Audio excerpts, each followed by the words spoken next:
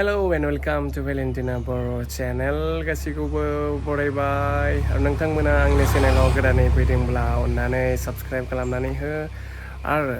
नोंथांमोना like comment आरो share खालामनानै हो दिनै 22 सेप्तेम्बर आरो बे 22 सेप्तेम्बरावनो बिटिसि एबा बिटिआरआव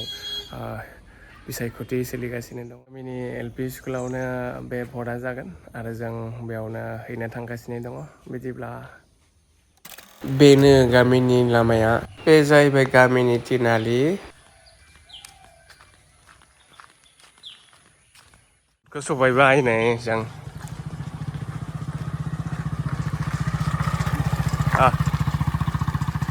गामिनि स्कुलावनो जायो आरोखि जोंनि भटिंआ गामिनि एलपि स्कुलावनो फैहांबाय मानसिफ्रा जमा जाहांबाय हैग्रोनोसै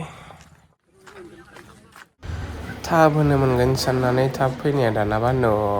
जा गोलाव लाइन जा मानसि आयौ आयौ आयौ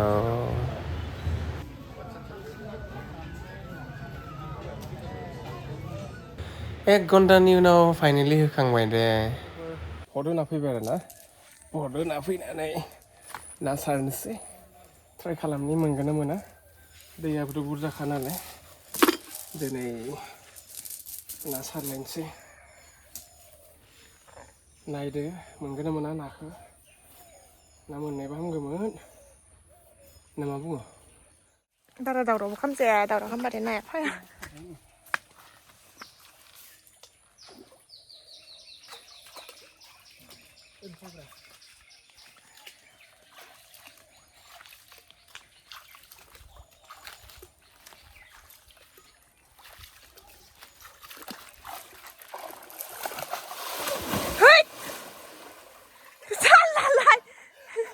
मारै गबगोन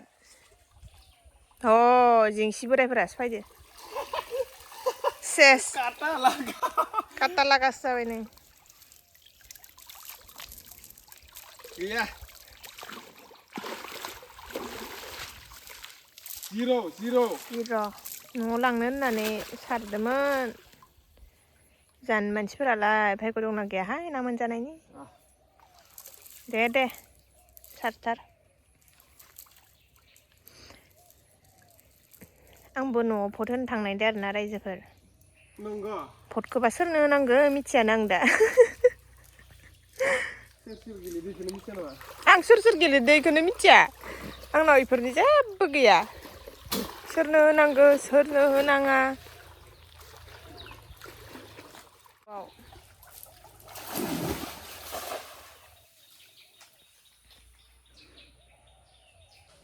जि दै बांना दं नै फुख्रिया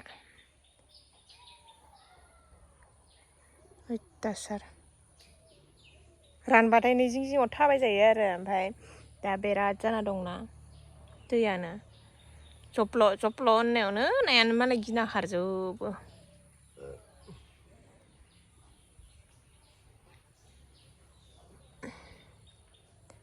बे जाबाय बारि गय बारि ओइथिं दं आरो गोलावथार मोनद'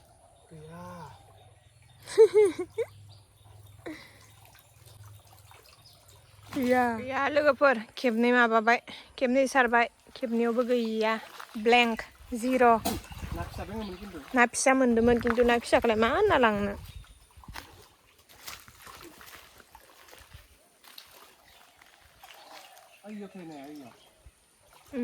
ओइयाव थायो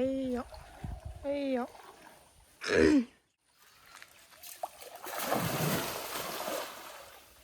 एबारबो गैया नामाहाय 10 बार सारनानै मोनाबा गैला माथो खालामबावनो दैयानो बांबायबा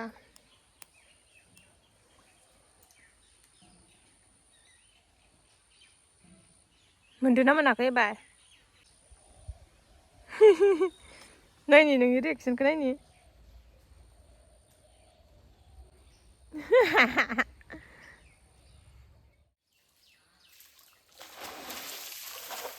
फाल्थु नङालै फाल्थु नङा नायलाय नामुनिनि खुगाफोराव दैया हाबगोनहाय फै मेंगोन हाब्रुआ फैदो फालथुस मोनदो खोमा माबा हाय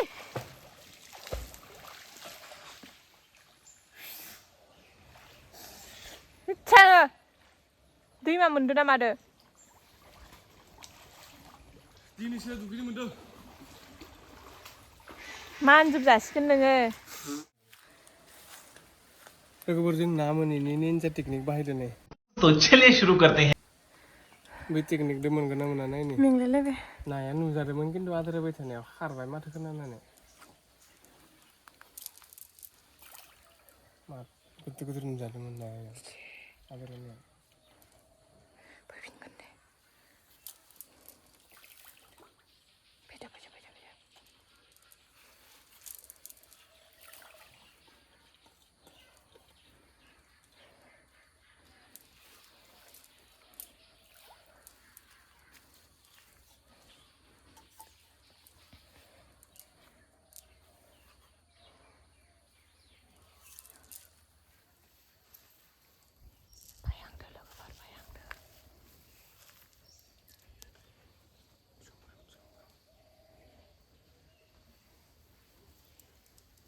निनजा टेकनिक बाहायबा फायो नाया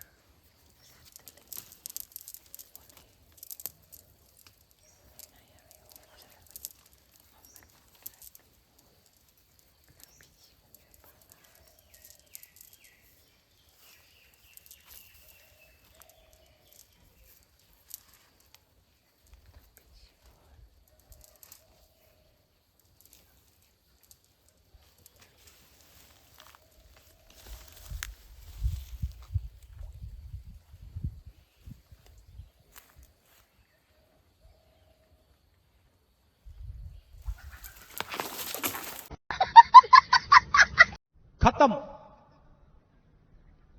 बाय बाय टाटा गुड बाय गया लोगोफोर नांदोनो एबार नांदोनो मिथिला आरो नांदोना मादो दा फै लाबबासो मिथिगोन बिराद खारखादों दानि आदार होनायाव आयु स्र'नो बेसोर फैथारदोहा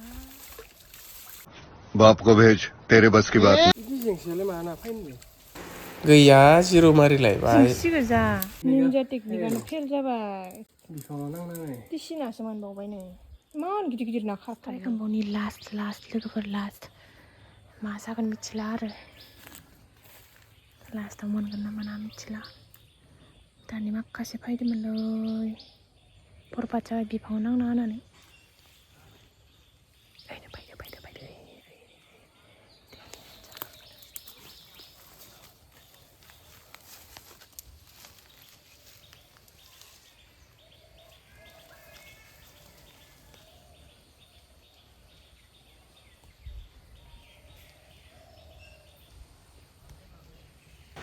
फाइनेलि लास्टाव मोनबाय आरोखि खिन्थु गासिबो जापानिस ओइया मोनसाबबायानो नै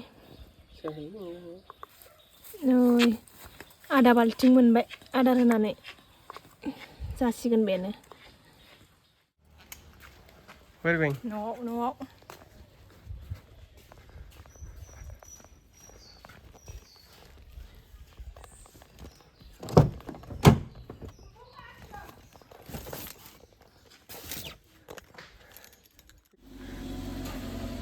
क्या लिया है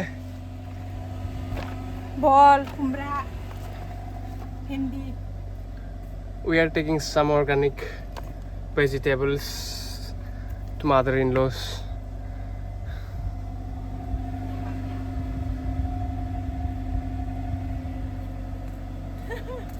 दालाय लाखाबाय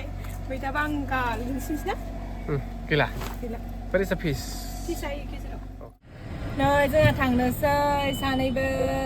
बिराद लेट जाबाय आरोना जोंनिया दिनै उफाय गैया नाखौनो बेसेबा ट्राइ खालामनायनि उनावसो मोनबाय आरोना निनजा टेकनिक बाहायनानै हरोबाय होखांबाय बियो ओमफ्राय आंनि आरो आंनि न'थिंसो नालाय नाय नुदोंना भटनि थाखायनो बेसे खस्थ' गरमावबो थांनांगौ जादों ओमफ्राय माबा माबि मैगं बुथुमबाय लाबाय बेयावनो एसे टाइमा बारा जालांबाय आरो जोंनिया अर्गानिक मैगं लाबाय जोंनिथिंथ' हा सा गैया नालाय टाउन जाहैबाय मोना नालाय लाबाय आरो एसे बुथुमनानै गामिनि मैगं अर्गानिक थांसै जों दा नै न'निफ्राय ओंखारबाय जों थांनोसै बेयाव मानसिखौ बेराद खमायाखैबा गामिनियाव बाय बाय नै जों गामिया स्कुलावनो जादों आरो ना गामिनियाव मानसिफोरा माथो एग्रे बेग्रे जाना दंलै दाबो जोबाखै दा जेबो सोरबा फिथा लांलालै ओइ कालाव फैदो सन कालाव आलासियानो लांफैयो थौ थांगोन खोमा दखाननिफ्राय बा फिथा दखान पैसा ही पैसा होगा फिथा दखाननि आया साथा हमलायदों हनै सासेया फिथा लानानै खेबसे नायदोब्रा ओइ मा फिथा दङ मा फिथा दङ मालपुवाखौनो लांसै माबा हर 6टा हर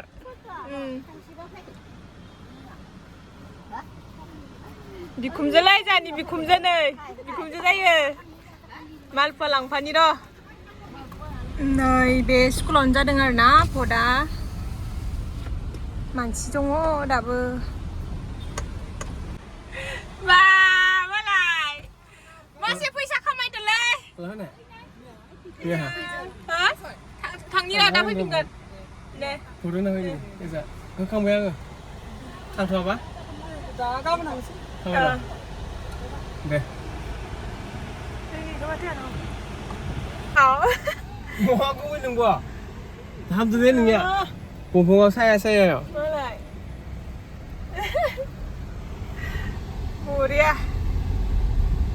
लामायावबा बेसे भिर मोनलांबावगोन दा शिलंआबो भिर पुरा दखानिफोराबो पुरा फायदा उथायखादों आरो दिनै ना बे जाबाय आसामनि शिलं जों लागोनि शिलं नै सफैबाय भट होनो आंहा मुसलपुरा होखांबायहाय लोगोफोर होखांबाय नै बारा सिना कारा जादिया आरो बैयावनोमोन आंनिया मुसलपुर MB स्कुलावमोन थांसै दा न'आव सफैलायबाय भटनि बाहानायाव बेयाव दोनथ'नोसै गारिखौ सायायाव दायो थांफिनगोन नालाय थाबैनि न'आव